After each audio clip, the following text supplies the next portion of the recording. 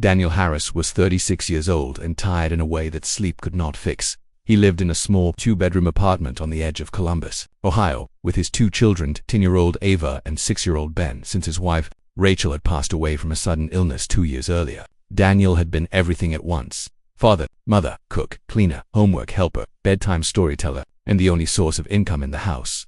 He worked for a local delivery subcontractor called Bright Route Logistics. It wasn't glamorous work. He loaded vans, made deliveries, handled customer signatures, and sometimes stayed late cleaning out damaged packaging or fixing route errors that weren't even his fault. But he worked hard, never complained, and did everything he could to keep life stable for his kids. Every dollar mattered in Daniel's home. Ava needed money for a school field trip she had been quietly excited about for weeks. Ben had outgrown his sneakers, and the sole of one shoe had started peeling away. The electric bill was due on Friday. Daniel had done the math 3 times, and each time it landed the same way. If Bright Route paid him the extra $40 from his previous week's overtime, they would make it through. If not, something would have to wait. That Thursday morning, Daniel left home early after making oatmeal and braiding Ava's hair the best he could. Ava said softly as she stood by the door with her backpack. "If the field trip is too much, it's okay. I don't have to go."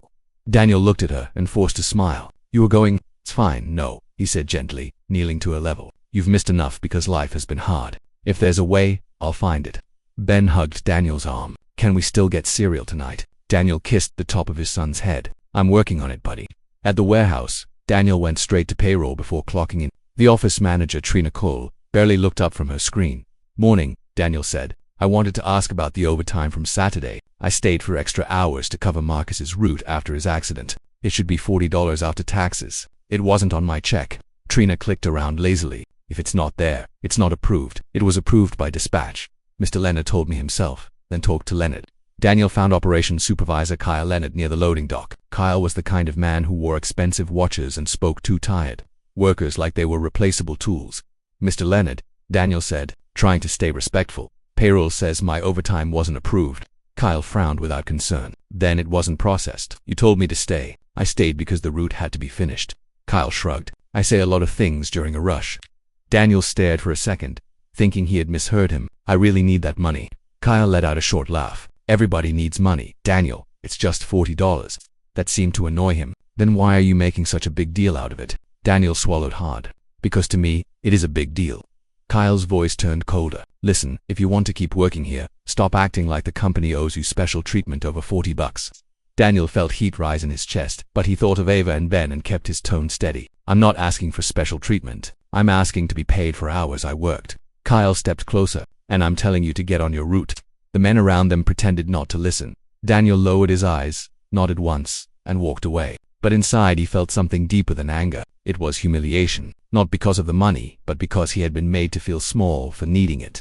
That night, he stopped at a corner store with the little cash he had left. He bought a loaf of bread, peanut butter, and a half-gallon of milk. No cereal, no fresh fruit, no field trip payment. At home, Ava noticed immediately but said nothing. Ben asked, "Did they forget the cereal?" Daniel smiled weakly. "Maybe tomorrow." After the kids went to bed, Daniel opened a kitchen drawer and found Rachel's old notebook. She used to write budgets in it, along with little notes like, "Bad days don't stay forever." He stared at her handwriting for a long time. Then he did something he almost never did. He let himself cry.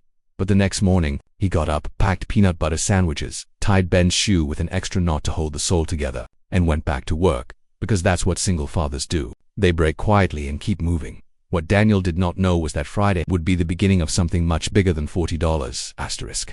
The trouble did not stop with the missing overtime. By Friday afternoon, Daniel's stress had turned into a heavy ache behind his eyes. He was running on too little sleep, too much worry, and the pressure of pretending everything was under control for his children. Still, he finished every delivery on time and even helped a new driver find a missing address. When he returned to the warehouse, one of the newer drivers, Luis, approached him near the back lot. "Hey," Luis said in a low voice, "you were right to ask about your pay." Daniel looked at him. "What do you mean?" Luis glanced around before answering. "A lot of hours have been disappearing. Mine too, and not just overtime. Regular time. Small amounts, $10 here, $20 there. People complain, and they get brushed off." Daniel's stomach tightened. "Did you report it?" Luis gave a bitter smile. "To who?" That evening, Daniel checked his pay stub again more carefully. Then he checked the paper log sheets he kept in his glove compartment, where he wrote his start time, return time, fuel stop, and route delays every single day. Rachel had taught him that habit back when money was tight. Always keep your own record. she used to say. When Daniel compared his logs to his recent stubs, he noticed something disturbing. Over the past 4 months, several small amounts had gone missing. Not enough to draw immediate attention, not enough for people to fight over, but enough to hurt. $8, $12, $15, little cuts. Again and again. By the time he added them up, the missing total for him alone was over $300. That night, Daniel sat on the floor of Ava's room while she worked on homework. "You seem sad," she said. "I'm just tired. Did somebody do something mean at work?" Daniel looked at her, surprised. "Why do you ask?" She shrugged. "Because when people are just tired, they yawn. When they get hurt inside, they get quiet." For a moment, he could not speak. Then Ava said, "Mom used to say quiet hurts more." Daniel nodded and looked away so she wouldn't see his eyes fill. The next morning was Saturday. Daniel had the kids at home because he couldn't afford a sitter. Usually, his elderly neighbor, Mrs. Klein, watched them for a few hours when he had weekend shifts, but she had gone to stay with her sister. So Daniel called work and explained that unless he could bring the kids for the first hour until his cousin picked them up, he would be late. Kyle Leonard sounded irritated. "That's not my problem." "I understand," Daniel said, "but I'm trying to find a solution." "Figure it out fast," Kyle snapped, and hung up. Daniel ended up bringing Ava and Ben with him in the old sedan, asking them to stay quietly in the break room with coloring books and snacks until his cousin arrived. It was far from ideal, but he had no other choice.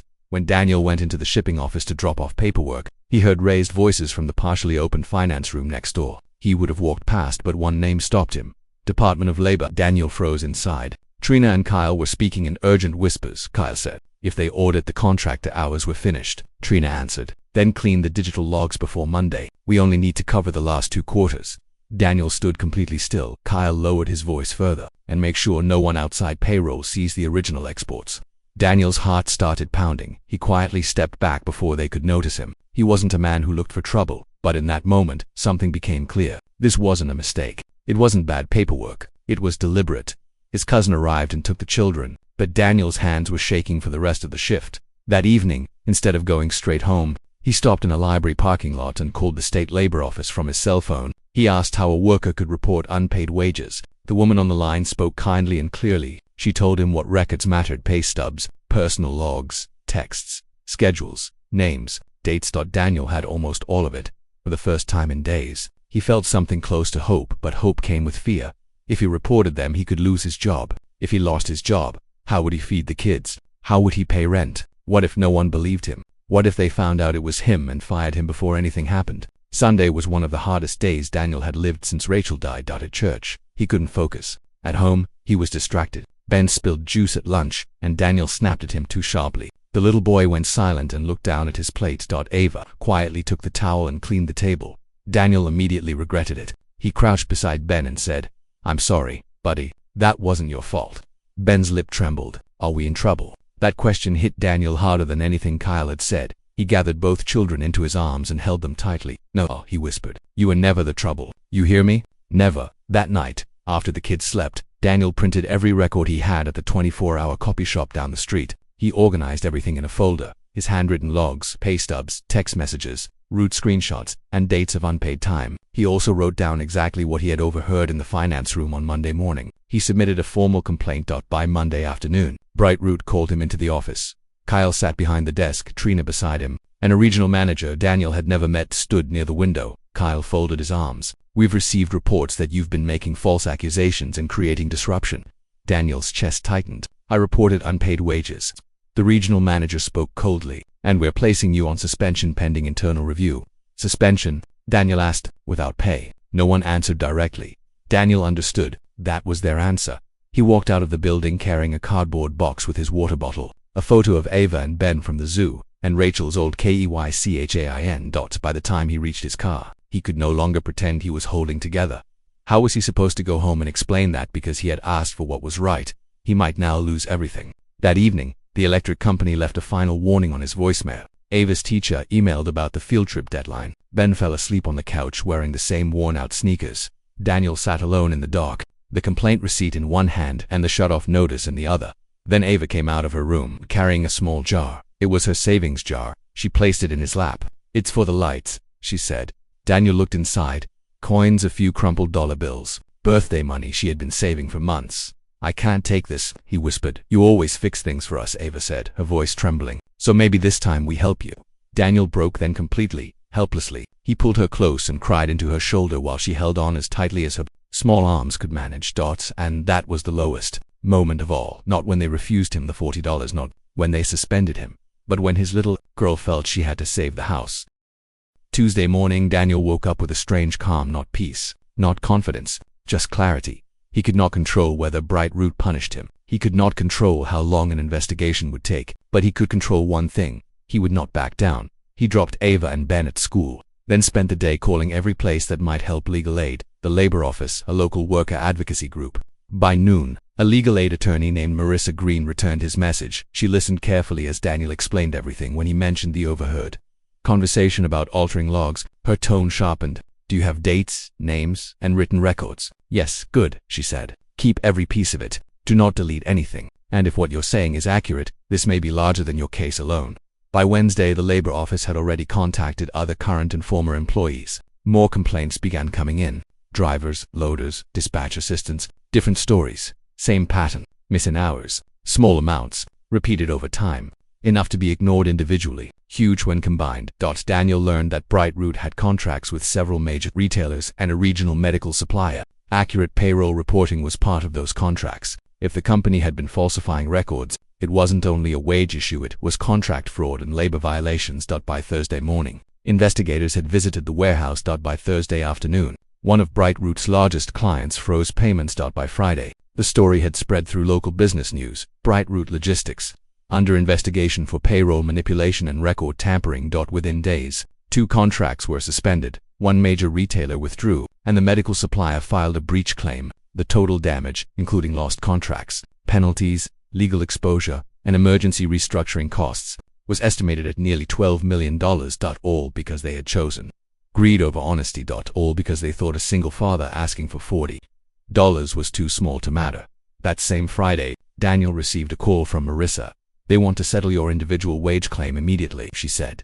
Daniel sat straighter. What does that mean? It means they know this is real. But don't rush. There may also be compensation related to retaliation if your suspension was unlawful.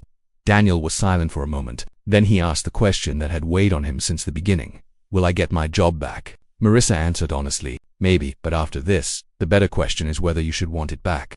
Daniel looked around his apartment. Ben was on the rug drawing trucks. Ava was helping him sound out hard words from a library book. The room was still modest. The bills were still there. Life was still uncertain. But something inside him had changed. For 2 years after Rachel died, Daniel had lived in survival mode. Keep the lights on. Keep the kids fed. Keep moving. Never complain. Never make waves. But now he understood something important. Enduring mistreatment was not strength. Standing up, even while afraid, was strength. Over the next several weeks, Daniel received the wages he was owed, along with additional compensation through the investigation process. More importantly, other workers did too, dozens of them, men and women who had stayed silent because they thought no one would listen. A local distribution company, having heard about Daniel through one of the investigators, offered him an interview. The hiring manager had read the case summary. At the interview, she said, "Your references describe you as dependable. Your records show you're organized. And from where I'm standing, you also have integrity." Daniel got the job. It paid better. The hours were more stable. It included health benefits. For the first time in a long while, Daniel could breathe. A month later, he took Ava and Ben to a grocery store and told them each to pick one thing they had been wanting. Ben chose the biggest box of cereal he could find. Ava chose strawberries. Daniel, he laughed so hard he nearly cried. A few weeks after that, he paid for Ava's next school activity before the deadline, bought Ben new sneakers with lights in the soles, and replaced the kitchen bulb that had been flickering for months. None of it looked dramatic from the outside, but to Daniel, these were victories. Real ones. One quiet evening, after the kids were asleep, Daniel opened Rachel's old notebook again. On the last page, in her handwriting, he found a sentence he had somehow never noticed before. Teach them that being kind is good, but being silent when something is wrong is not. Daniel smiled through tears. The next morning at breakfast, Ava asked, "Dad, are things going to be okay now?" Daniel looked at both his children and answered with complete honesty. "Yes," he said, "not because life is easy, but because we didn't give up." And for the first time in a long time, he truly believed it.